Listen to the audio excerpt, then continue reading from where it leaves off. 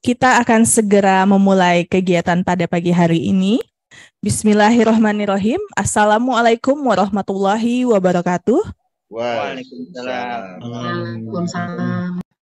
Yang terhormat, Dekan Fakultas Hukum Universitas Indonesia, Bapak Dr. Parulian Paidi Aritonang, SHLLM MPP.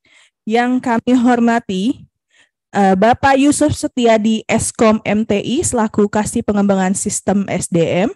Yang kami hormati Mbak Ayu selaku staf dari Kasih Pengembangan Sistem SDM, serta Bapak dan Ibu dosen tetap Fakultas Hukum Universitas Indonesia yang kami hormati pula, baik yang berada di ruang SNT FHUI maupun Bapak dan Ibu yang berada secara online melalui Zoom meeting yang sudah juga kita sediakan. Selamat pagi dan selamat datang dalam kegiatan pelatihan beban kerja dosen pasca perubahan PO BKD tahun 2021. Acara ini sengaja kami selenggarakan berkaitan dengan adanya perubahan pada PO BKD tahun 2021 yang akan berdampak pada pelaporan BKD periode genap tahun ajaran 2022-2023. Sebelum kita memulai kegiatan pada hari ini, marilah sama-sama kita memanjatkan doa sesuai dengan ajaran agama masing-masing. Berdoa dipersilahkan.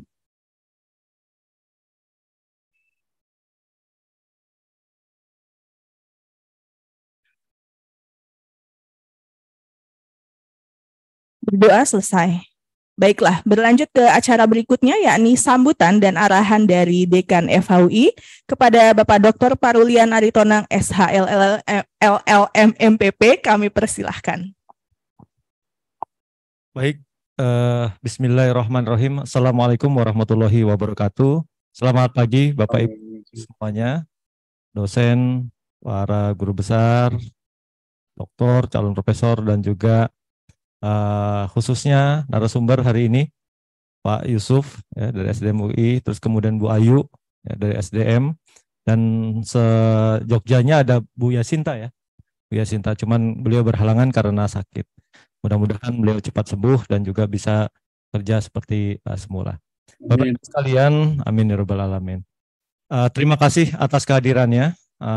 Tidak ada arahan tertentu ya, tetapi kita ingin sharing hari ini, yaitu mungkin sama-sama kita update apa yang menjadi peraturan baru ya yang tahun 2021. Sebenarnya nggak baru ini Pak Yusuf ya, dari tahun 2021, 2022 dan 2023 sekarang. Nah, tetapi kita sangat perlu sekali untuk mengupdate dan juga mengetahui lebih lanjut bagaimana BKD ini dan pengisiannya. Saya mungkin sebulan yang lalu mewakili Pak Rektor itu hadir di acara Menpan RB ya, terkait dengan BKD ini juga ya. Dan Pak Menpan itu meluncurkan sistem elektronik, informasi elektronik terkait dengan BKD juga ya. Ya, pada saat itu gembar-gembornya adalah 10 tahapan proses menjadi 2. Oh, katanya seperti itu. Tapi kan itu punyanya Menpan RB. Nah, yang diktinya saya tanya, Pak, diktinya bagaimana? Ya, dikti ngikutin kita katanya. Nah, ini kan gimana? Jadi saya bilang, atau nanti Pak Menpan RB berhenti, udah nggak jalan lagi tuh elektroniknya, biar pet juga. Ya.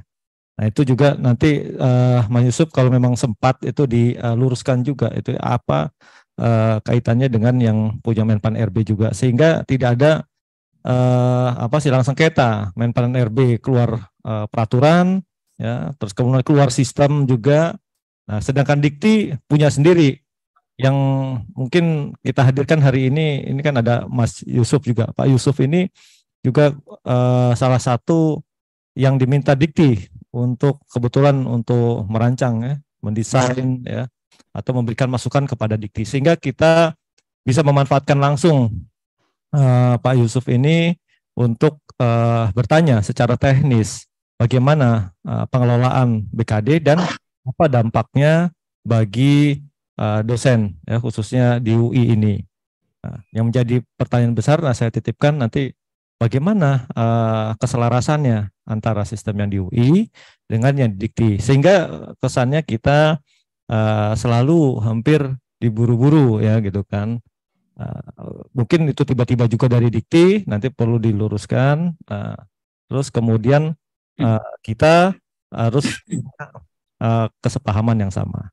Itu saja yang bisa saya titipkan kepada Bapak Ibu sekalian, dan mudah-mudahan ini kita bisa mengakselerasi performance kita ke depan guna banyak hal tentunya ya, bagi keberadaan administrasi, keberadaan penaikan golongan, dan juga capaian-capaian kita sebagai dosen. Karena apapun yang kita lakukan tentunya itu sudah ada targetnya dari Universitas Indonesia. Key Performance Index itu selalu ada dan selalu dievaluasi per 3 bulan. Nah, mudah-mudahan ini kita manfaatkan dengan sebaik-baiknya supaya kita semua sama-sama mengerti dan paham. Apabila kurang paham ya nanti silakan ditanyakan, dan juga ini tentunya direkam kan ya, direkam supaya kita bisa merefresh lagi kalau kita lupa hari ini ataupun ada yang tidak ikut, itu bisa merefresh, mendownload dan mendengar kembali apa yang menjadi materi hari ini. Itu saja, saya rasa cukup dari kami, dan silakan Bapak Ibu sekalian mengikuti jalannya acara ini. Demikian, billahi taufiq wal hidayah. Assalamualaikum warahmatullahi wabarakatuh. Selamat pagi, salam sejahtera untuk kita semua. Baik, terima kasih Pak Dekan atas arahannya. Bapak dan Ibu, sebelum kita mulai sesi pada siang hari ini, yakni implikasi perubahan PO BKD tahun 2021 terhadap pelaporan BKD periode genap TA 2022-2023, ada satu hal yang ingin saya tanyakan Mas Yusuf. Kegiatan kita pada hari ini bisa diklaim sebagai penunjang BKD tentunya ya Mas? Baik, jadi nanti kami akan siapkan sertifikatnya Pak Dekan, agar ya surat tugas atau sertifikat boleh. Ya, nanti Bapak dan Ibu bisa menghubungi SDM dan kegiatan hari ini bisa diklaim sebagai kegiatan penunjang. Baiklah, tanpa berlama-lama, kami persilahkan Bapak Yusuf Setiadi Eskom MTI selaku Kasih Pengembangan Sistem SDM untuk memaparkan materi implikasi perubahan PO BKD tahun 2021 terhadap pelaporan BKD periode genap TA 2022-2023. Kepada Bapak Yusuf kami persilahkan. Baik, terima kasih. Selamat pagi. Assalamualaikum warahmatullahi wabarakatuh. Salam sejahtera bagi kita semua ya. Pertama-tama yang kami hormati, Bapak Dekan Fakultas Hukum, Bapak Ibu Dewan Guru Besar, dan Bapak Ibu dosen sekalian. Jadi, pertama-tama mungkin saya izin share screen terlebih dahulu.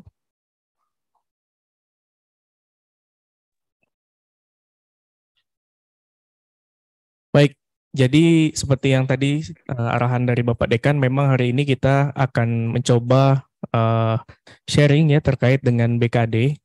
BKD ini sebetulnya tadi betul sudah sejak 2021 dan sudah kita laksanakan 4 semester kurang lebih 2 tahun. Jadi sebetulnya harusnya sudah lebih mudah ya, karena ini sudah kali keempat kita melaksanakan BKD. Hanya saja memang seperti yang Bapak Ibu sekalian ketahui, tadi yang juga sudah disampaikan oleh Bapak Dekan terkait dengan perubahan Permenpan nomor 1 tahun 2022 terkait Japung ya. Jadi terkait penghitungan angka kredit dosen atau promosi dosen ini akan berubah. Walaupun sampai saat ini petunjuk teknisnya itu belum keluar. Hanya saja memang proses penilaian Japung ini kan sudah terakhir kali di stop dengan peraturan lama ini di 1 Juli tahun 2023 ini. Jadi terakhir kali 1 Juli itu penghitungan untuk dengan metode lama. Nah, untuk metode baru berdasarkan Permenpan itu informasinya akan dikonversi berdasarkan hasil kinerja tahunan atau yang biasa kita sebut SKP. Jadi nanti angka kredit dosen untuk promosi itu diambil dari SKP. Nah, SKP-nya itu info dari Dikti pada saat sosialisasi PAK itu, perubahan PAK itu nantinya akan dikonversi dari BKD, sehingga tadi pemangkasan step-nya itu. Jadi infonya nanti Bapak Ibu cukup mengisi BKD yang nanti kemudian akan dikonversikan terhadap SKP dan kemudian nanti akan dikonversikan lagi terhadap angka kredit. Oleh karena itu, pengisian BKD itu menjadi cukup penting ya, karena sekali ngisi ini menentukan nanti ke depannya seperti apa. Adapun seiring dengan perkembangannya waktu ya, ada beberapa perubahan dan penegasan sebetulnya. Jadi secara umum itu PO BKD 2021 itu masih tetap, hanya saja ada beberapa perubahan dan penegasan terkait penyelarasan dengan PO PAK 2021. Baik. Jadi kita mulai. Jadi ini PO-nya ya, Dirjen Dikti nomor 12 /E/KPT tahun 2021 tentang PO BKD. Jadi bagaimana BKD bisa dihitung, kemudian kegiatannya apa saja yang bisa diklaim, semuanya ada di dalam keputusan Dirjen Dikti nomor 12 ini. Kemudian bagaimana kita mengisikan BKD, seperti yang Bapak Ibu sudah ketahui bahwa pengisian BKD itu terdiri dari 4 kegiatan ya, pelaksanaan pendidikan, pelaksanaan penelitian, pengabdian, dan juga penunjang. Nah, di sini terlihat sumber datanya. Jadi semuanya sebetulnya ada sister, artinya datanya bisa ditambahkan di aplikasi sister, dan ada juga untuk pelaksanaan pendidikan ini dari feeder PDDikti yang dilaporkan oleh Direktorat Pendidikan. Untuk pelaksanaan penelitian ada juga yang bersumber dari Sinta dan juga Simlitapmas, dan untuk pelaksanaan pengabdian ini juga ada yang bersumber dari Simlitapmas. Kemudian apa sih kewajibannya yang harus dilakukan setiap semester? Jadi kewajibannya adalah untuk dosen itu minimum mencapai kumulatif 12 sampai 16 SKS per semester. Jadi baru dikatakan memenuhi BKD-nya itu apabila kumulatif SKS-nya dari 4 item itu antara 12 sampai 16. Dengan ada prasyarat keduanya nih, dengan minimum unsur pelaksanaan pendidikan dan penelitiannya minimum 9. Jadi pelaksanaan penelitian dan pelaksanaan pendidikan minimum 9, dan yang lainnya terserah komposisinya tidak diatur, yang penting bisa mencapai 12 sampai 16. Adapun dosen dengan tugas tambahan itu minimum hanya dibebankan poin pelaksanaan pendidikan minimum 3 SKS, yang lainnya boleh tidak ada kegiatan. Lalu apa sih yang dimaksud dengan dosen dengan tugas tambahan? Dosen dengan tugas tambahan adalah dosen yang diberikan tambahan ke administratif seperti misalkan dekan, wakil dekan, manajer, kepala program studi, kepala laboratorium, kepala UKK, itu yang sudah diatur. Dapat diklaim menjadi dosen dengan tugas tambahan. Selain tadi memenuhi kumulatif antara 12 sampai 16, itu sebetulnya ada juga yang namanya kewajiban khusus. Nah, kewajiban khusus ini harus dipenuhi minimum 3 tahun sekali. Jadi kalau kewajiban 12 sampai 16 itu setiap semester, kewajiban khusus itu harus dipenuhi setiap 3 tahun dan berdasarkan jenjang jabatan fungsionalnya. Jadi kurang lebih ini kriterianya untuk dosen tadi minimum 12 sampai 16 dengan pelaksanaan pendidikan dan penelitian lebih besar atau sama dengan 9. Sedangkan dosen tugas tambahan ini pendidikan minimum 3 SKS.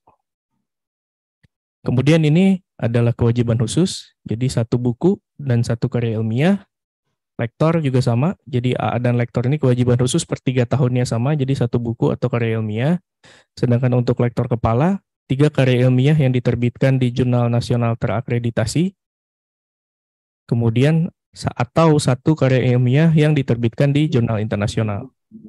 Sedangkan untuk guru besar, ini menulis 1 buku dan, nah kalau guru besar ini 2 nih, 1 buku dan 3 karya ilmiah yang diterbitkan di jurnal internasional atau 1 jurnal internasional bereputasi.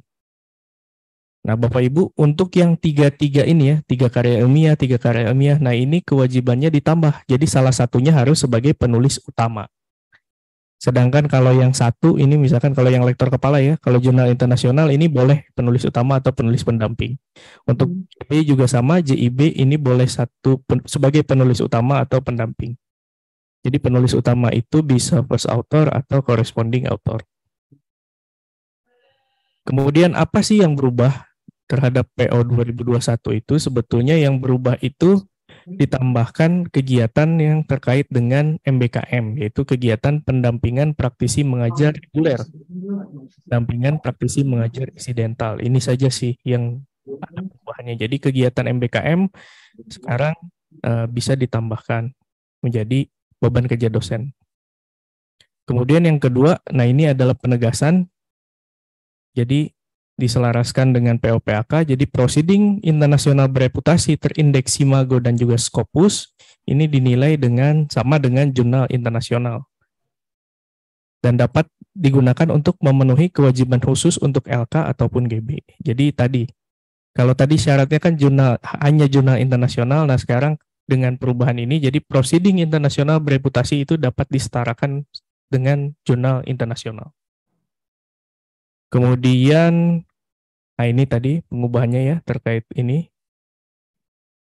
Kemudian untuk yang asisten ahli itu penegasannya adalah bahwa menjadi satu karya ilmiah yang diterbitkan di jurnal nasional atau proceeding nasional. Jadi sekarang untuk yang asisten ahli penulis di koran atau terbitan populer itu tidak dapat diklaim menjadi kewajiban khusus per 3 tahun. Kemudian yang berubah lagi adalah ini.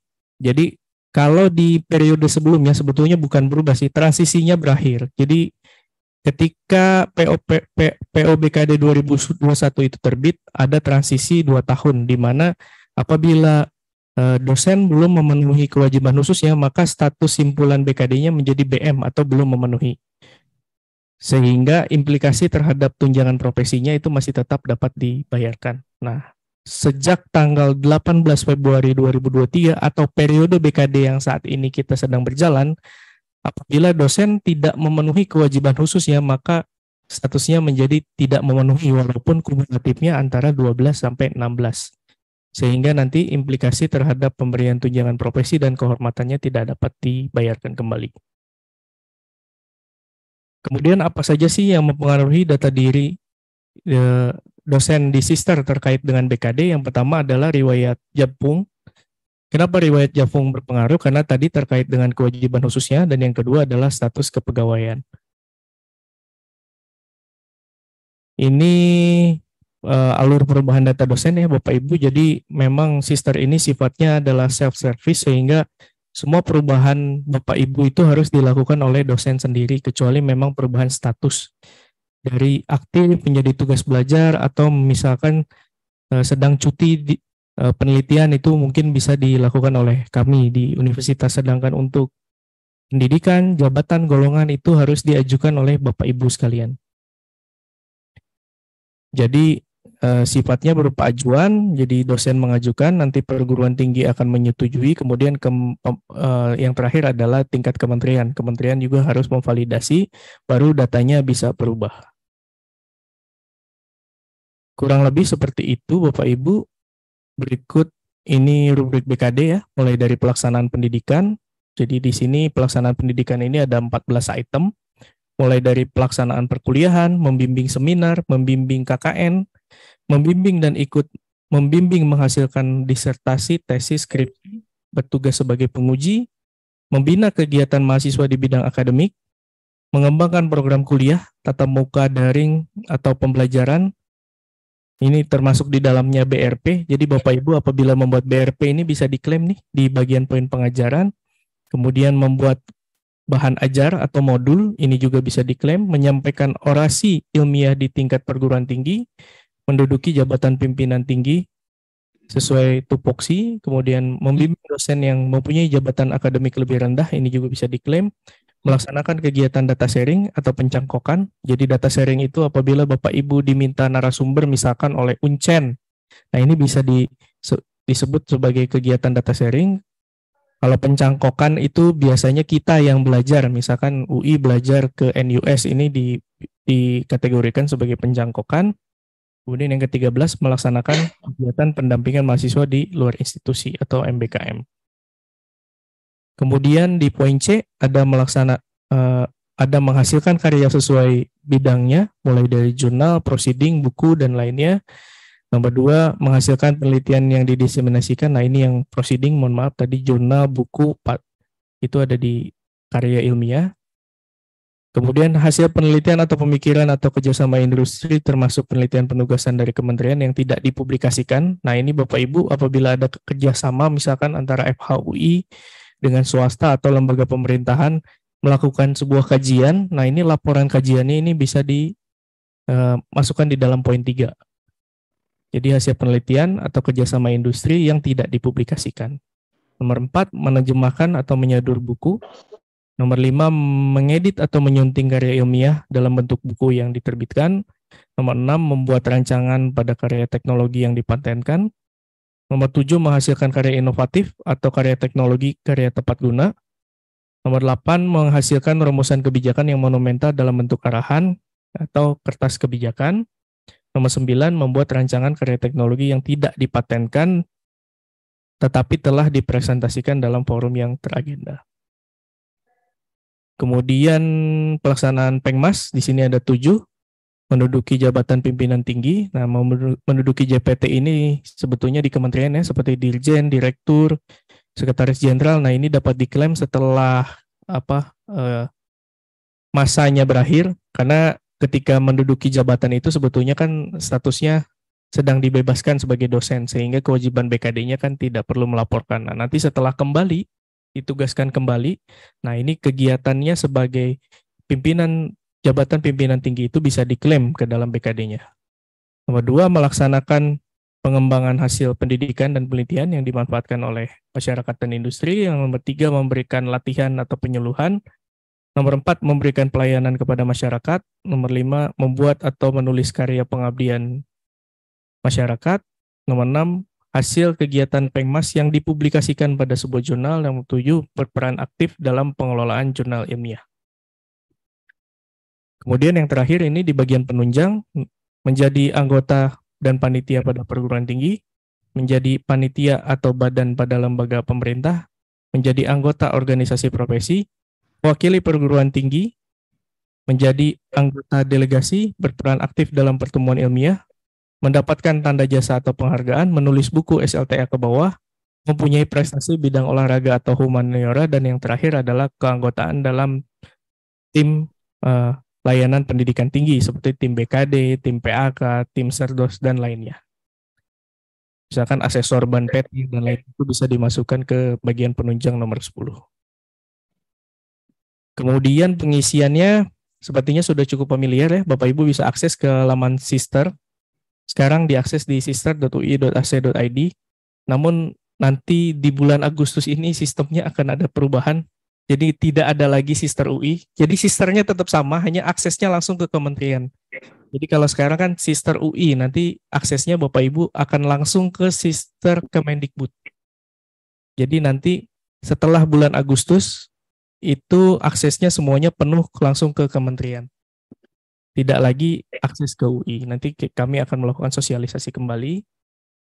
Kurang lebih ini tampilannya ya, mulai dari biodata, pelaksanaan pendidikan, penelitian, pengabdian, dan juga penunjang. Kurang lebih seperti itu Bapak Ibu. Jadi ini cukup teknis ya, mungkin nanti kita lanjutkan dengan tanya jawab untuk lebih mengembangkan kembali hal-hal yang bisa kita diskusikan. Saya kira terima kasih atas perhatiannya. Mohon maaf bila ada hal yang kurang berkenan. Kita lanjutkan dengan tanya jawab. Kami persilahkan. Terima kasih Mas Yusuf atas paparannya. Bapak dan Ibu, sebelum kita memasuki sesi tanya jawab, ada 2 hal yang akan saya infokan. Yang pertama adalah Bapak dan Ibu yang hadir secara daring, mohon mengisi tautan yang sudah di-share oleh Mas Indra untuk daftar hadir pada hari ini. Karena nantinya daftar hadir tersebut akan kami jadikan sebagai dasar dalam membuat surat tugas untuk kegiatan pada hari ini. Dan yang kedua, kami mohon kepada Prof. Ana, mungkin Prof. Ana boleh sedikit memberikan masukan selaku asesor BKD FHUI. Kami persilahkan Prof. Ana untuk memberikan 1-2 masukan bagi para dosen tetap FHUI untuk keperluan pengisian BKD pasca adanya perubahan PO BKD ini. Nanti saja Mbak. Oh baik. Saya belakangannya, terima kasih. Baik, terima kasih Prof. Ana. Baiklah kalau seperti itu, jadi kita langsung saja ke sesi tanya jawab. Mas Yusuf, boleh? Baik. Untuk Bapak dan Ibu yang hadir secara offline, apakah ada pertanyaan, Bapak? Silahkan. Bapak dan Ibu? Tidak ada? Mungkin Bapak dan Ibu yang hadir secara online, Bila ada pertanyaan, silahkan raise hand terlebih dahulu, kemudian kemudian Bapak dan Ibu bisa menyampaikan apa yang akan menjadi pertanyaan. Mungkin sebelumnya dari saya dulu, Mas Yusuf. Jadi untuk LK, apakah Jurnal Nasional Terakreditasi Sinta 4-6 masih bisa diklaim sebagai kewajiban atau seperti apa? Terima kasih, Mas. Baik, jadi bahasanya di dalam perubahan itu adalah Jurnal Nasional Terakreditasi peringkat 1 dan 2. Nah, itu juga sempat kami konfirmasi ke Pak Eko, Prof. Eko ya, dari Dikti, narasumber BKD kita. Kalau Sinta 3, 4, dan 5 itu bagaimana? Jadi di dalam PO itu menyampaikannya adalah peringkat, bukan Sinta.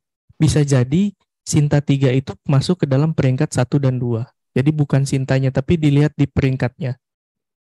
Nah, peringkatnya ini infonya diterbitkan oleh Direktorat Risbang, Riset dan Pengembangan. Jadi mungkin bisa dicek di sana, kalau listnya masuk di dalam peringkat 1 dan 2, list jurnalnya, maka tentunya itu bisa diklaim menjadi kewajiban khusus LK dan juga LK saja ya. Kurang lebih seperti itu Mbak Ina. Kalau dosen masih statusnya accepted, itu dimasukkan ke yang mana ya, Mas, baiknya? Yang statusnya masih accepted itu tidak dapat diklaim pada periode BKD berjalan. Mungkin nanti baru bisa diklaim pada periode BKD di semester berikutnya. Karena proses klaim untuk terutama publikasi itu sesuai dengan terbitan dari nanti pada saat publish-nya. Oh, baik. Baik, seperti itu Bapak dan Ibu. Jadi untuk artikel yang saat ini statusnya masih accepted, baru akan bisa diklaim setelah dia terpublish. Seperti itu. Mungkin ada pertanyaan dari SDM FH, Mas Indra, Mbak Dewi, Mbak Fitri, Mbak Nadia. Kami persilahkan. Sudah cukup? Bapak dan Ibu yang lain? Bila ada pertanyaan, kami persilahkan. Baik yang teknis. Daring ada beberapa tunjuk tangan itu, Mbak. Coba dicek. Oh, baik. Kami persilahkan Mbak Ami untuk memberikan pertanyaan. Silahkan Mbak Ami. Baik, terima kasih. Assalamualaikum warahmatullahi wabarakatuh. Selamat pagi Bapak dan Ibu semua, guru besar Fakultas Hukum Universitas Indonesia dan narasumber. Terima kasih atas waktu yang diberikan. Ada beberapa hal yang hendak saya tanyakan. Pertama, status identitas atau profil dosen yang ada di dalam sister itu ternyata tidak sesuai dengan yang sebenarnya. Jadi ada yang sudah lektor 300 tetapi di dalam sisternya masih lektor 200. Kemudian itu bagaimana caranya? Karena dari UI-nya sendiri kenaikan lektor 300-nya sudah ada. Waktu itu kalau nggak salah di SIPEK ya Mbak Ina. Ini soalnya saya suka konsultasinya ke Mbak Ina atau Mbak Dewi. Itu sudah di-approve, tetapi di sister itu tidak berubah.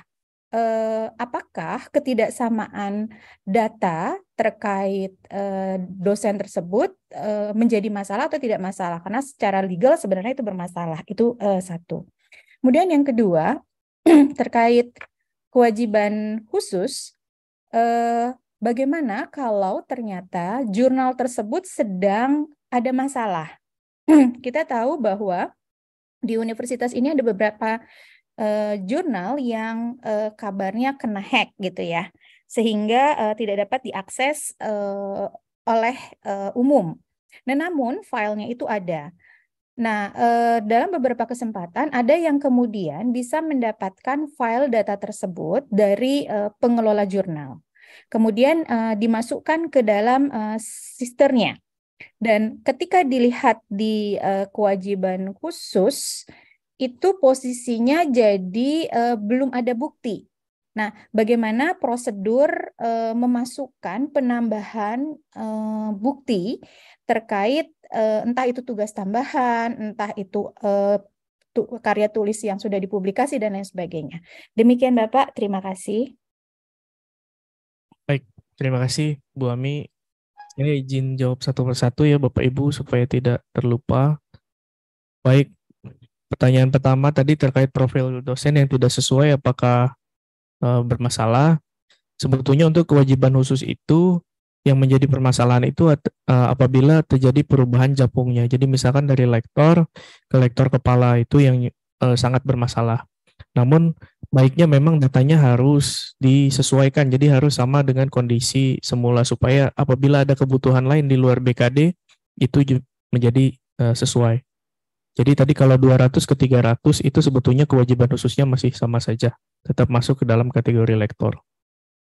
Kemudian mohon maaf Pak, kalau seperti itu kan dosennya tidak bisa melakukan perubahan ya? betul, Bagaimana itu caranya Pak? Cara perubahannya adalah seperti ini ya Bapak Ibu. Jadi yang pertama Bapak Ibu pilih di bagian kualifikasi, kompetensi, kualifikasi, di profil jabatan fungsional. Nah nanti saya izin ya Bu Laksmi ya. Izin menampilkan datanya, mohon maaf. Nah, ini kan di sini. Nah, sebetulnya nanti kalau di halaman Ibu, nanti di sini ada tombol tambah dan juga tombol edit. Nah, karena posisinya masih di lektor, sama-sama lektor, hanya angka kreditnya yang berubah, Bapak Ibu cukup melakukan edit. Nanti pilihan japungnya ada japung LK300. Nah, nanti uploadnya silakan pilih SKPAK-nya. Karena biasanya kalau perubahan hanya dari 200 ke 300 itu hanya ada PAK-nya saja kan. Nah, nanti di-upload, nanti akan kita verifikasi, kemudian nanti akan ada perubahan. Kurang lebih seperti itu. Kemudian, terima kasih. Bu Laksmi, kita itu SDM UI. Jadi SDM UI nanti yang akan dua kali Pak. Verifikasinya ada 2 kali dilakukan seperti tadi. Yang pertama dilakukan oleh UI di SDM, kemudian dilakukan oleh Dikti. Betul, siap. Siap Pak. Jadi begitu. Memang Dikti ini membutuhkan waktu yang cukup lama Pak. Biasanya itu kurang lebih 2 bulan baru datanya berubah oleh Dikti. Nah, saya udah dari 2008 Mas, dan yang bikin SK-nya kan dari UI. Nah, ini 2008-nya kan sudah masuk. Tadi yang 300-nya mungkin yang diupdate. Yang 2008-nya ini udah masuk. Gitu. Memang kendalanya sister ini seperti itu, Bu. Jadi walaupun misalkan SK-nya dari UI nih, dari kita nih, dari SDM, kita nih nggak bisa mengupdate karena harus diupdate oleh mandiri oleh dosennya. Nah, kemarin memang perubahan sister UI menjadi sister nasional nanti semuanya itu memang salah satu isunya adalah verifikasi ini yang cukup lama. Jadi kita sudah sampaikan bahwa kita mengalami kendala proses perubahan data dosen ini memakan waktu yang cukup lama. Nah, oleh karena itu nanti ke depannya semua dosen ini akan mengakses ke sister Kemendikbud agar proses verifikasi ini lebih cepat. Infonya seperti itu yang disampaikan oleh Dikti. Kemudian yang kedua, terkait dengan jurnal yang bermasalah tidak dapat diakses, sebetulnya harusnya tadi kalau filenya ada tinggal dilengkapi saja Bu. Bagaimana melengkapinya? Sebetulnya pada saat kita menambahkan data publikasi, itu misalkan kita klik tambah di sini ya, itu selalu ada file upload di bawahnya Bu. Jadi sebetulnya, nah di sini kan, pilih upload dokumen. Hanya saja memang dokumen ini yang sering terjadi kendala adalah dokumennya besar. Jadi maksimal total itu sebetulnya hanya 5 MB. Nah, apabila lebih besar dari 5 MB, maka sistem akan menolak. Jadi dipastikan juga file yang akan diupload ukurannya sesuai agar bisa diterima oleh sistem. Kemudian di-upload atau ditambahkan kembali Bu.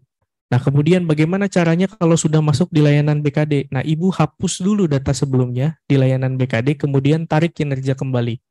Agar tadi file yang sudah Ibu upload itu terupdate dalam kinerja BKD-nya. Kurang lebih seperti itu, Bu Laksmi. Baik, terima kasih banyak, Bapak.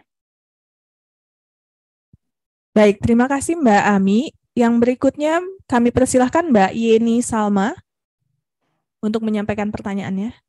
Silakan Mbak Yeni. Baik, terima kasih Mbak Ina. Apakah suara saya bisa terdengar jelas? Terdengar, Mbak. Ya, baik. Assalamualaikum warahmatullahi wabarakatuh.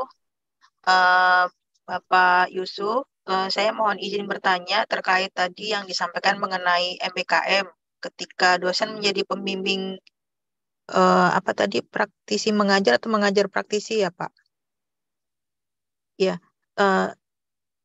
saya yang ingin saya tanyakan itu adalah kalau MBKM itu kan ada 8 kegiatan bentuknya. Nah, yang dimaksud pembimbing mengajar praktisi itu seperti apa? Apakah hanya untuk salah satu kegiatan mengajar menjadi pembimbing mahasiswa yang mengikuti kegiatan mengajar di satuan pendidikan, atau juga bisa menjadi pembimbing untuk mahasiswa yang mengikuti MBKM seperti magang,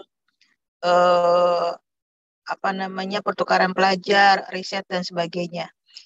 Jadi mohon itu saja sih pertanyaan dari saya, Pak. Dan bentuknya apakah nanti dari SKD, kan kami sudah membuat beberapa SKD kan terkait dengan hal itu, tetapi kebanyakan kegiatan mahasiswa itu adalah untuk pertukaran pelajar begitu, Pak, untuk saat ini. Demikian, Pak. Terima kasih. Jadi memang MBKM itu ada banyak tadi ya, ada 8 kurang lebih. Nah, memang yang diakomodir untuk bisa diklaim menjadi kegiatan BKD itu ada 2. Yang pertama tadi membimbing mahasiswa yang magang atau tadi pertukaran pelajar, hanya saja memang kegiatannya dilakukan secara full time. Jadi misalkan Bu Yeni membimbing tapi nggak bisa ngajar, nggak bisa melakukan nggak bisa ngajar lah intinya, tidak bisa di tempat tapi ikut bersama mahasiswanya ke sana. Jadi misalkan tadi pertukarkan pelajar ke luar negeri, otomatis ibu misalkan ikut ke sana, nah itu bisa diklaim. SKS-nya cukup besar. Kemudian yang kedua tadi adalah menjadi membimbing praktisi yang mengajar. Misalkan ada dosen praktisi yang datang ke UI, nah nanti ibu menjadi counterpartnya, partnernya. Dia akan mengajar penuh biasanya 1 semester. Nah itu bisa diklaim sekarang menjadi kegiatan MBKM yang masuk ke dalam kegiatan beban BKD. Itu Bu. Jadi hanya 2 itu saja yang baru diakomodir menjadi kegiatan BKD-nya. Gitu. Jadi ya. Baik, kalau gitu mohon izin Bapak, mungkin ini bisa menjadi bahan pertimbangan. Kalau misalnya dosennya itu memang harus, misalnya tadi ada mahasiswa mengikuti pertukaran pelajar atau magang, kemudian dosennya juga harus ikut serta dalam magang itu, begitu, atau ikut serta ke luar negeri, ikut studi juga, atau bagaimana ya Pak? Rasanya kalau itu tidak mungkin ya Pak ya, karena semuanya kan hanya sebagai supervisor saja begitu kalau untuk hal tersebut. Sebagai begitu. supervisor saja, misalkan sifatnya tidak full time, sebetulnya itu bisa dimasukkan di bimbingan mahasiswa magang. Nah ini kemarin kita memang sudah diskusikan dengan Direktorat Pendidikan ya. Jadi selama ini kan memang data yang masuk, walaupun juga ini belum penuh ya. Jadi data yang masuk bisa diklaim BKD itu kan data pengajaran yang dari SIAK, kemudian data bimbingan dan juga data pengujian. Walaupun itu juga masih ada yang belum lengkap, memang kami akui. Nah kami kemarin berkoordinasi juga dengan Dirpen untuk kegiatan-kegiatan lainnya. Misalkan dosen pembimbing publikasi ilmiah itu juga bisa diklaim. Itu kami minta dimasukkan juga. Dilaporkan juga ke PDDikti sehingga itu nanti bisa diklaim. Termasuk tadi menjadi pembimbing magang, misalkan magang di industri tadi ya, jadi pembimbing magang itu masuk ke dalam situ sehingga masuk ke dalam beban pengajaran. Itu bisa Bu.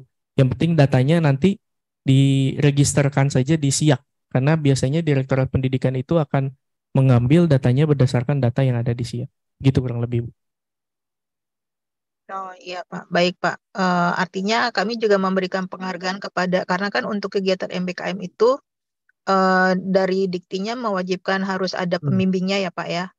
Dan kami terbitkannya dalam bentuk SKD-kan begitu Pak. Jadi itu artinya tetap ada nilainya begitu ya Pak Tapi ya. dipastikan nanti datanya diregisterkan di SIAK NG ya Bu. Jadi mungkin nanti harus didaftarkan nama dosennya itu di SIAK NG di mata kuliah magang atau KP-nya itu, kerja prakteknya. Wah, kalau itu mohon izin nih Bapak jadi tambah pertanyaan. Kalau harus masuk ke SIAK NG untuk beberapa tidak bisa Pak. Karena secara sistem kalau misalnya mahasiswa ikut ISMA kan nama dosennya nggak bisa masuk atau Pak. karena mahasiswanya nanti statusnya adalah MBKM atau dia overseas begitu, Pak. Dan itu pasti tidak akan ada kegiatan mahasiswa yang masuk, mahasiswa tidak ada kegiatan sehingga tidak masuk namanya. Setahu saya sih begitu, Pak. Baik, nanti coba saya koordinasikan ya sama Dirpen, karena setahu saya kan habis MBKM itu biasanya harus ada konversi SKS ya kan? Kalau konversi ada, Nah, iya. itu dimasukkan dalam bagian konversinya. Jadi 6 ini siapa aja pembimbingnya, nah itu mungkin nanti yang bisa terlaporkan. Ini jadi catatan kami, Bu. Terima kasih. Nanti coba kami diskusikan ya terkait pencatatannya. Jadi punten Pak, jadi dalam konversinya harus ada nama dosen pembimbingnya gitu Pak. Betul, mungkin seperti itu. Nanti kalau ini belum final. Coba saya diskusikan dulu sama Dirpen bagaimana memudahkan pencatatannya tentunya tadi. Iya Pak, karena kalau kondisinya di tempat kami konversi itu tidak ada nama dosen pembimbing.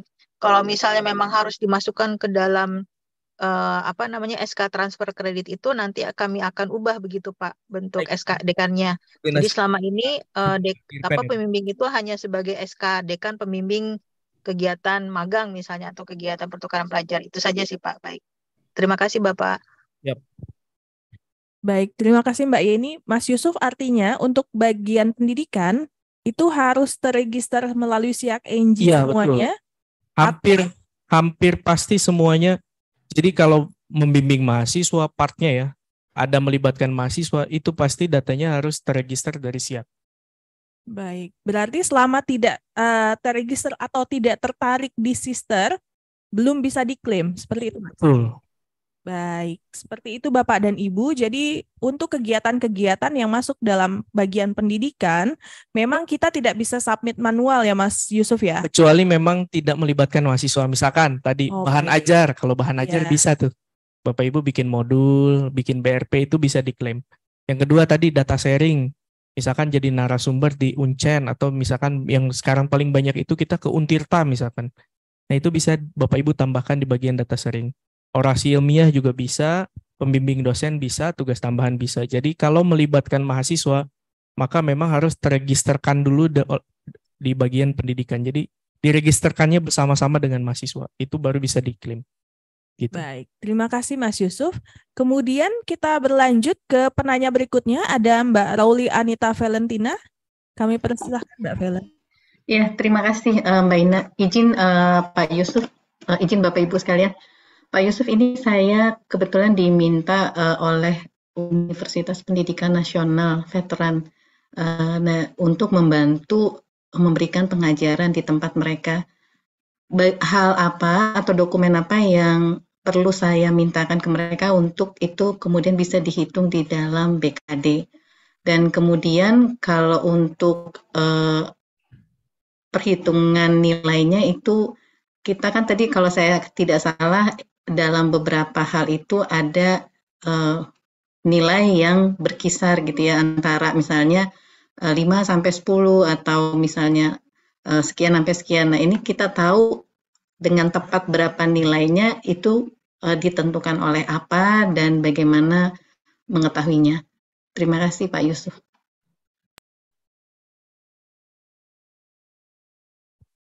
Baik. Saya jawab yang pertama dulu ya Bu, terkait bagaimana kita meregisterkan pengajaran kita di kampus lain supaya bisa masuk ke dalam BKD kita. Jadi sebetulnya tadi apabila yang terkait dengan pengajaran atau mahasiswa maka itu harus terlapor ke PDDikti. Jadi apa syaratnya supaya itu bisa terlapor? Tentunya universitas harus melaporkannya.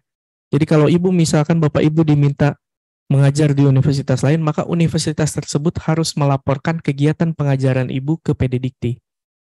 Nah, kalau data Ibu nanti dilaporkan oleh universitas yang bersangkutan, karena biasanya kita hanya bisa melaporkan internal kita saja ya, misalkan UI, pengajarannya, mata kuliahnya ada apa saja, pengampunya nanti siapa, nah itu yang nanti akan masuk ke dalam sister. Nah, begitu pula ketika melakukan pengajaran di kampus lain, maka kampus yang bersangkutan harus melaporkannya ke PDDikti, sehingga nanti masuk ke dalam beban BKD Bapak Ibu. Jadi nanti masuk ke dalam list pengajaran. Jadi kurang lebih seperti itu Bu, untuk yang pengajaran di kampus lain. Mohon maaf Pak Yusuf, kalau kita katakanlah misalnya hal itu mungkin tidak dilakukan, bisa tidak partisipasi kita itu diklasifikasikan ke dalam pengabdian masyarakat?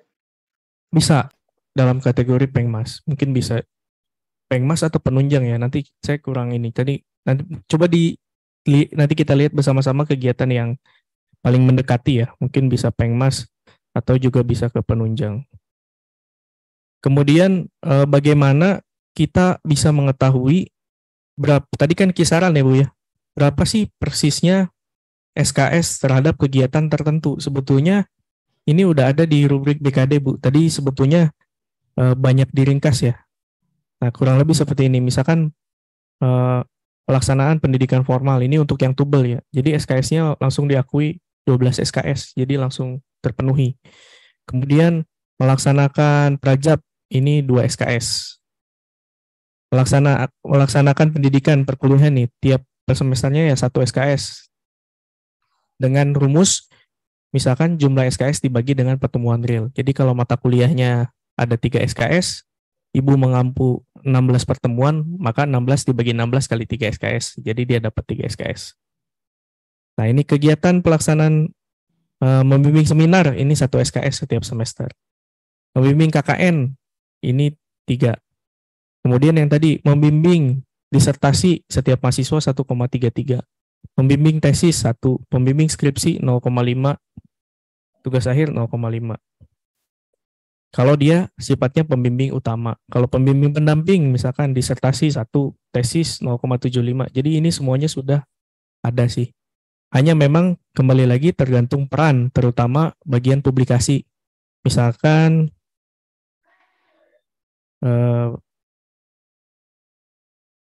ini JIB, Jurnal Internasional Bereputasi misalkan. Ini 10 SKS, tapi tergantung peran penulisnya sebagai apa. Di sini, kalau karya 2 orang, maka 50-50, autor sama koautornya. Kalau karya 3 orang, 40 untuk first author, 40 untuk co-author, 20 dibagi jumlah anggota.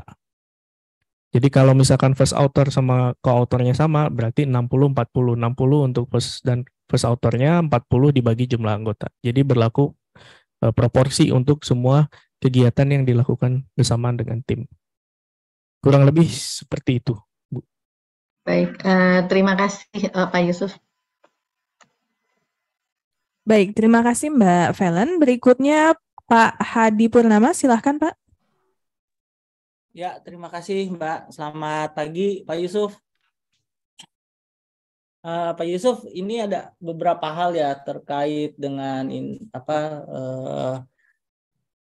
jadi ada beberapa permasalahan sih sebenarnya yang dihadapi di dalam hal pengisian BKD ini. Terutama kan kalau misalnya kita ikut menguji itu kan dapat juga ya kreditnya. Nah, permasalahannya adalah semester lalu itu ada beberapa kali saya menguji ya kan untuk skripsi dan tesis yang bukan bimbingan saya. Nah, itu tidak dihitung ya, Pak? Sebetulnya kalau terdata mungkin terhitung, Pak. Tadi key-nya itu adalah apakah datanya terlaporkan atau tidak. Nah, itu dia. Kita kan nggak bisa mengubah sendiri ya, memasukkan sendiri. Terutama bagian pengajaran itu dosen tidak bisa mengubah sendiri. Nah, itu dia Pak, maksud saya bagaimana ya? Maksudnya kalau seperti itu permasalahannya ada di mana Pak? Itu yang ingin saya tanyakan. Karena kan itu juga berarti mengurangi kemudian angka kredit yang seharusnya menjadi angka kredit kami kan gitu ya Pak. Nah, itu satu hal yang ingin saya tanyakan. Kemudian kalau misalnya ada kegiatan ya kan, nah kegiatan itu pertama bentuknya adalah policy brief ya. Jadi kita melakukan penelitian, kemudian hasil penelitian itu bentuknya adalah policy brief. Nah ini biasanya kami ini dapat dimintakan oleh kementerian tertentu gitu untuk melakukan itu. Nah, kalau seperti itu penghitungannya seperti apa ya Pak? Dan kemudian dalam hal pelaporan itu, apakah kemudian policy brief yang kami buat itu di-upload, tapi kan itu biasanya lebih daripada 5 megabyte tuh Pak hasilnya.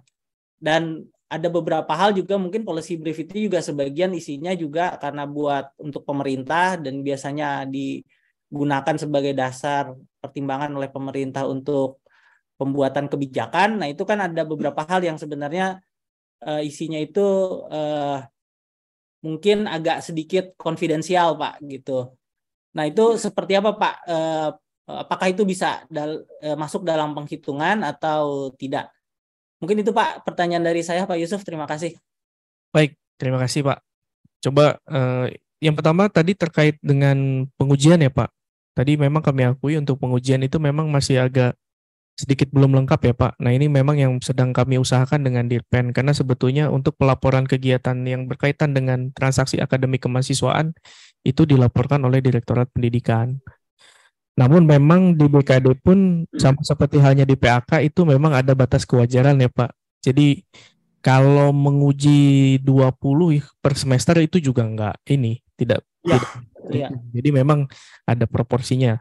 Namun memang untuk data pengujian dan juga pembimbingan itu kita sekarang masih terus berkoordinasi supaya datanya terlapor dengan baik.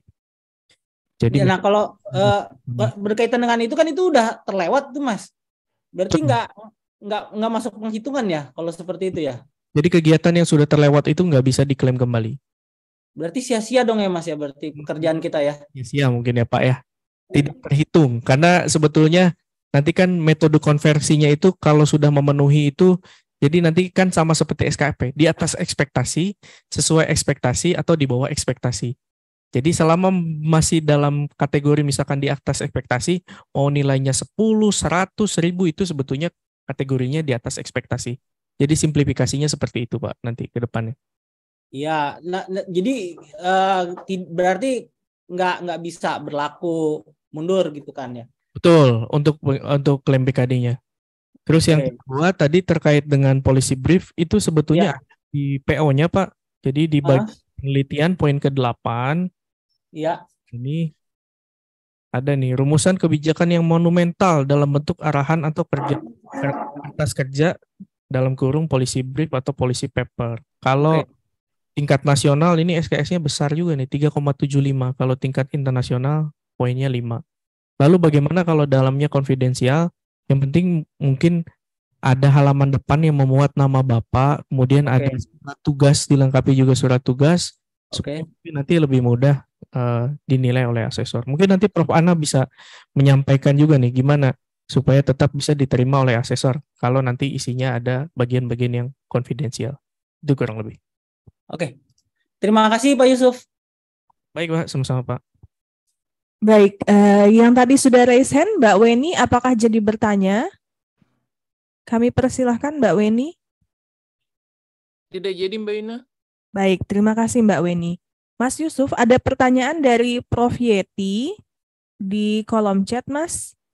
Izin bertanya Pak Yusuf, mahasiswa hukum sering mengikuti kompetisi-kompetisi, terutama kompetisi peradilan semu atau muting, baik nasional maupun internasional. Mereka dilatih oleh dosen-dosen dan latihannya lumayan berat ya.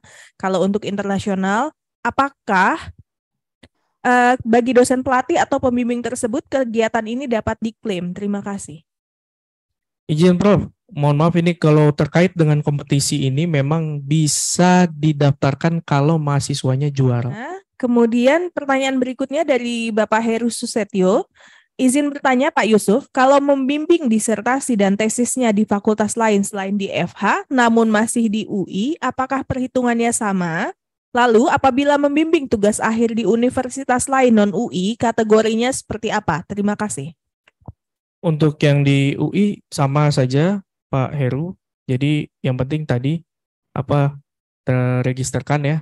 Jadi mungkin nanti disampaikan ke fakultas induknya misalkan di mana di FEB misalkan FEB tolong namanya diregisterkan di SIAK NG sebagai penguji supaya nanti bisa terlapor.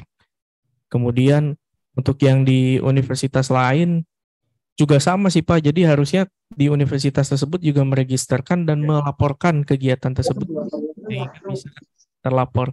Jadi mungkin yang pesan saya mungkin ya Pak, kalau Bapak Ibu nanti mengajar di universitas lain, jangan lupa menyampaikan NIDN Bapak Ibu supaya NIDN-nya, karena biasanya diregisterkannya berdasarkan NIDN.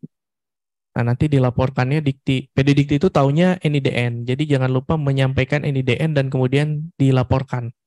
Supaya kegiatan-kegiatan yang dilakukan di kampus lain itu juga bisa tertarik ke sister Bapak Ibu sekalian. Baik, makasih Pak. Ada tambahan lagi Pak Heru? Cukup, makasih Pak. Baik, terima kasih Pak Heru. Kemudian dari Mbak Ami kembali Mas Yusuf. Maaf menambahkan pertanyaan kembali Pak Yusuf. Apakah ada pedoman angka penilaian terkait tugas tambahan? Sebagaimana diketahui di fakultas ada tugas tambahan sebagai manajer, kepala bidang studi, dan lain-lain. Terima kasih.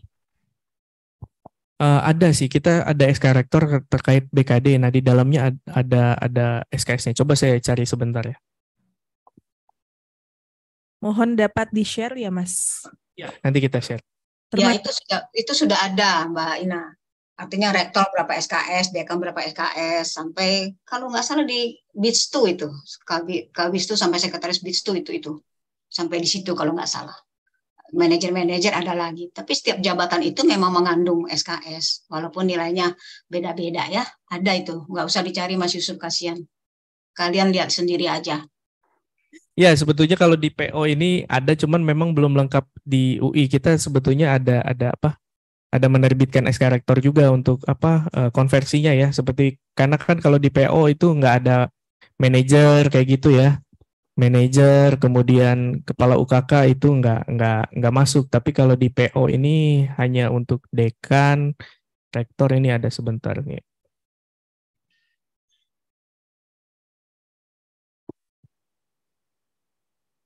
Ya, karena sebutannya kadang beda. Betul, sebutannya kadang beda. Karena tupoksinya mirip-mirip, bebannya mirip-mirip, ya kira-kira SKS-nya segitu. Ya, kurang lebih seperti itu. Jadi misalkan rektor ini 6 SKS gitu, direktur atau kepala LLDI, senat universitas ini 5, ketua sekolah tinggi, direktur Praksasajana atau ketua senat fakultas ini 4, direktur akademi, politeknik 4, misalkan di sini ketua jurusan, ketua departemen ini 3, ketua laboratorium, sekretaris jurusan, sekretaris departemen atau bagian ini 3 juga. Di sini ke Kadep, Kaprodi, Kabak, ini masuk ke 3. Jadi sebetulnya serendah-rendahnya itu setara. Departemen, kita ada BITS tuh. Masuk nggak ya?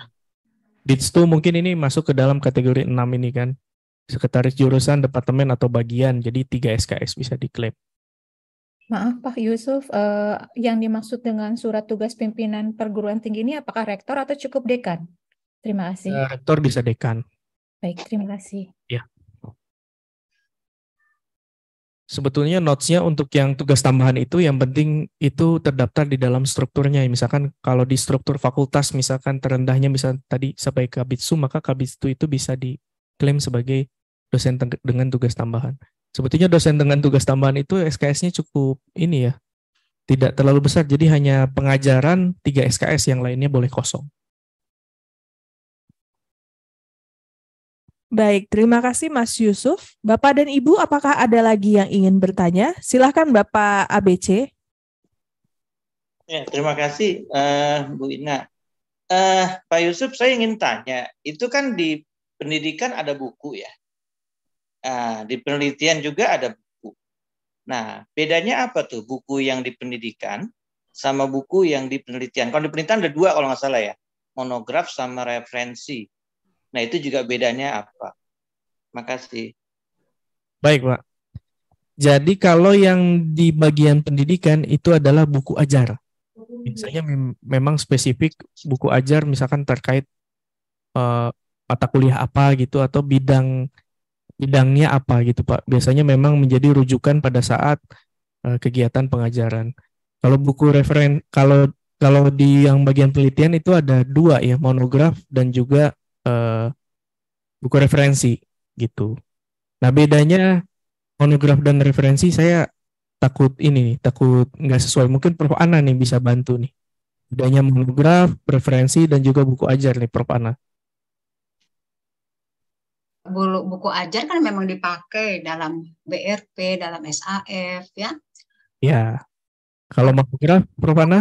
Monograf itu biasanya dinikan dalam conference, nggak juga wajib buat mahasiswa kita. Ya. Lalu satu lagi apa? Buku referensi, Bu. Buku referensi itu termasuk juga, sebetulnya termasuk buku wajib, tapi mungkin nilainya di bawah buku wajib ya. Sunnah lah gitu, nggak wajib. Mungkin buku referensi ini sifatnya lebih general ya, Prof. Ana ya. Ya, artinya pilihan. Kalau kita kan ada rujukan utama, ya ini rujukan pilihan. Gitu, kira-kira seperti itu. Terima kasih. Nah, yang bisa diklaim sebagai kewajiban untuk GB itu adalah buku ajar atau buku referensi. Nah, untuk monograf ini tidak masuk. Itu kurang lebih. Buku referensi termasuk buku teks populer ya? Ya, betul, Prof. Buku teks populer itu yang gimana ya? Buku teks populer itu gimana tadi? Buku Malaya tadi? Ya maksudnya yang kita tulis, yang kita jual di umum gitu ya. Buku-buku tulisan ilmiah kita. Yang sementara ini beredar terus gitu. Dan ya kita pakai juga, tapi enggak fokus ke semua mata kuliah. Jadi satu poin aja, 2 poin gitu. Mas Budi ingat nggak, Prof. Agus pernah ngarang nulis buku tuh, tahun lalu atau 2 tahun yang lalu. Itu agak populer. Oh, yang itu ya, yang pakai kayak novel ya? Ya. Kayak novel. Ya, itu jangan main-main. Iya, itu kan padahal susah tuh bikin kayak gitu, lebih susah dari buku biasa itu. Ada lagi dari MIPA, Prof. Terry juga begitu, menulis bagaimana dia membumikan kimia menjadi bahasa orang awam gitu. Itu juga nggak mudah dibanding buku ilmiah banget gitu ya. Iya, ada yang bentuknya komik kalau nggak salah Prof juga ya. Ya, jadi kan itu tantangan buat kita orang hukum juga, bagaimana membumikan bahasa hukum buat orang yang nggak belajar hukum gitu. Itu lebih susah mungkin ya. Itu masuknya ke referensi ya, Prof? Ya. Nah. Terima kasih. Kalau baca novelnya De Lestari itu banyak footnote-nya. Iya. Karena kita juga menuliskan buku, tapi untuk konsumsi populer gitu. Itu masuk ke situ ya, Prof ya. Berupa buku. Baik, Bapak dan Ibu, mungkin juga ada tambahan dari Pak Heru ini yang menjelaskan mengenai buku monograf dan buku referensi. Bisa dibaca di obrolan. Sorry, double tugas. Aku ke psikologi dulu. Baik, Bapak dan Ibu, apakah ada lagi yang ingin bertanya? Ini lagi, Sony ininya kok nggak bisa masuk? Baik, Bapak dan Ibu, mungkin yang ada di sini, Bu Dali, Mas Angga, sudah cukup? Bapak dan Ibu yang hadir secara daring, apakah ada pertanyaan lagi? Bila tidak ada, kita sudahi sesi tanya jawab ini. Mungkin satu lagi Mas Yusuf yang ingin kami tanyakan dan ingin pastikan kembali untuk jadwal pengisian BKD semester ini, apakah boleh diingatkan kembali Mas Yusuf? Baik, jadwal pengisian kita ini semester ini akan berakhir di 31 Juli 2023. Jadi masih ada waktu sekitar 3 minggu lagi ya Bapak Ibu. Jadi bulan Agustus masuk ke dalam periode penilaian. Jadi memang periode ini cukup ketat karena tadi penyesuaian dengan Permenpan ya. Karena nanti periode berikutnya adalah Agustus sampai dengan Desember. Jadi sekarang periode BKD itu harus 1 tahun penuh. Karena nantinya akan dikonversikan menjadi SKP. Jadi sehingga memang periode ini cukup pendek. Hanya saja memang mudah-mudahan bisa lancar ya pengisiannya. Jadi sekali lagi kami ucapkan terima kasih. Mohon bantuannya Bapak Ibu sekalian. Mudah-mudahan pengisiannya lancar ya. BKD-nya akan berakhir pengisiannya di 31 Juli, kemudian dilanjutkan penilaian di bulan Agustus. Mungkin cukup. Baik. Terima kasih. Kemudian kemarin kami mendapati ada permasalahan Mas Yusuf. Jadi saat mengupload bukti dukung ternyata masuk di dosen yang lain. Nah, itu seperti apa ya? Jadi bukti dukung itu dia akan nge-link sesama kalau diregisterkan di kelas yang sama. Misalkan Bu Dali misalkan mengajar dengan Mbak Ina di kelas yang sama, maka buktinya itu sharing bersama-sama. Jadi cukup satu ngupload, yang lain sebetulnya ikut karena harusnya SK-nya bersama-sama. Nah, permasalahannya kami SK-nya sudah di-split per nama, Mas. Karena kan Nggak apa-apa, nanti tambah aja jadi 2. Nanti file name-nya tulis. Misalkan Baik. 1, misalkan Bu Dali SK mengajar, Mbak Ina SK mengajar. Nanti asesor lebih mudah untuk melihat. Oh, baik. Gitu. Terima Jadi kasih. filenya bisa lebih dari 1, Mbak Ina. Baik. Terima kasih, Mas Yusuf. Apakah ada pertanyaan dari Mas Indra? Sudah cukup? Baik, terima kasih banyak Mas Yusuf dan Mbak Ayu. Mungkin sebelum kita akhiri kegiatan pada siang hari ini, kami mohon sekali lagi Prof. Ana sebagai asesor dari Fakultas Hukum Universitas Indonesia untuk memberikan sedikit masukan, Prof, bagi Bapak dan Ibu dosen agar pengisian BKD-nya dan nanti penilaiannya bisa sesuai dengan apa yang seharusnya dilaporkan di BKD dan sesuai juga dengan penilaian yang nantinya akan dilakukan oleh asesor. Kami persilahkan Prof. Ana. Ya, terima kasih Mbak Ina. Teman-teman semua, tolong di-update CV-nya semua. Lengkapi dengan bukti. Ya. Jangan memuat barang bukti atau file yang double-double. Ya. Pokoknya jangan bikin kesel asesor gitu. Kalau udah bikin kesel asesor, udah yang ngeselin gimana sih orang kesel ya. Jadi juga pegang itu daftar tadi yang seperti Mas Yusuf sampaikan itu. Pokoknya kegiatan ini berapa SKS itu harus dipegang semua. Sambil ngisi sambil dipegang di situ. Lalu juga jangan mengklaim kalau sudah jadi pembimbing lalu penguji juga. Karena asesor biasanya akan memilih nilai yang lebih besar, pembimbing lebih besar daripada penguji. Ya, ini Fakultas Hukum suka aneh. Yang saya temukan keanehan itu hukum dan FISIP itu. Udah nguji juga, udah pembimbing juga, nguji juga, mau minta nilai. Berkasnya sama filenya. Nah, itu artinya double. Jadi pilih salah satu. Dan kita menempatkan yang tertinggi nilainya. Jadi tidak akan pernah ada niat asesor merugikan yang diasesi. Ya. Jadi tolong rapi semua berkasnya, supaya asesor senang hati, nilainya juga senang gitu. Ya, terima kasih Mbak Ina, Mas Yusuf. Baik, terima kasih Prof. Ana. Bapak dan Ibu, dengan berakhirnya arahan dari Prof. Ana, kita juga akhiri kegiatan pada siang hari ini. Sekali lagi kami ucapkan terima kasih kepada Mas Yusuf dan Mbak Ayu atas kesediaannya menjadi narasumber pada siang hari ini. Kami ucapkan juga terima kasih kepada pimpinan fakultas yang sudah bersedia menyelenggarakan kegiatan pada pagi hingga siang hari ini, dan Bapak dan Ibu yang sudah hadir baik secara daring maupun secara luring di ruang SNT. Sekali lagi kami ucapkan terima kasih, dan kami ingatkan kembali seperti yang tadi sudah disampaikan oleh Mas Yusuf bahwa pengisian BKD sampai dengan 31 Juli ya Mas Yusuf, dengan data yang bisa diklaim adalah 13 Februari 2023 sampai 31 Juli 2023. Baik, seperti itu Bapak dan Ibu. Jadi kita bisa mengklaim untuk kegiatan yang berlangsung selama periode 13 Februari hingga 31 Juli. Dan untuk pengisiannya, Bapak dan Ibu bisa menghubungi PIC masing-masing di SDM FHUI. Kemudian nanti setelah pengisian di 31 Juli, apakah setelah dinilai oleh asesor masih ada tambahan waktu untuk memperbaiki, Mas Yusuf? Ya, nanti kita rencanakan ada 1 minggu untuk perbaikan apabila masih ada masukan atau hal yang bisa diperbaiki oleh asesor. Jadi memang rencananya nanti kita akan ada pleno ya Mbak Ina. Baik. Jadi nanti kita akan pleno bersama-sama dengan asesor, dengan nanti SDM juga. Nanti kita akan pilih mana yang kiranya bisa diperbaiki dan mana memang yang sudah final. Itu Baik. kurang lebih.